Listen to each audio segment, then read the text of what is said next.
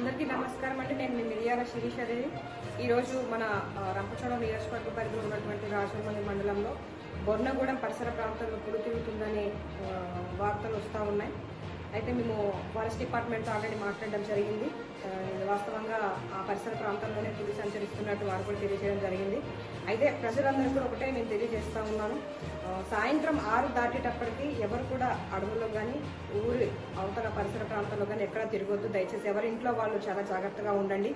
మీరేం భయపడాల్సిన అవసరం లేదు. ఎందుకంటే ఆల్రెడీ పులిని పట్టుకోవడానికి శ్రీశైలం నుంచి టీం కూడా రెడీగా ఉన్నారు. వాళ్ళందరూ అలర్ట్గా ఉన్నారు. ఎటువంటి ప్రమాదాలు లేకుండా చూసుకునే బాధ్యత ఫారెస్ట్ అధికారుల మీద ఉంది. ఆల్రెడీ నేను వాళ్ళతో మాట్లాడడం కూడా జరిగింది. కనుక దయచేసి మీరెవరు కూడా జాగ్రత్తగా ఉండి ఎవరు అప్రమత్తంగా ఉండకుండా పిల్లల్ని కానీ మీరు కానీ మీ గ్రామాల్లో మీ ఇంట్లోనే ఉండేటట్టుగా దయచేసి మీరందరూ ఉండాలని కోరుకుంటూ, ఎవరు భయాందోళన చెందాల్సినటువంటి అవసరం లేదు. మేము ఉన్నాము, అధికారులు ఉన్నారు. పులిపైన మేము త్వరలోనే పట్టుకొని దాన్ని సురక్షిత ప్రాంతాలకి పంపించేటువంటి ఏర్పాట్లు కూడా మేము త్వరలో చేస్తాం కనుక దయచేసి ప్రజలు ఎవరు కూడా భయపడుతుంది.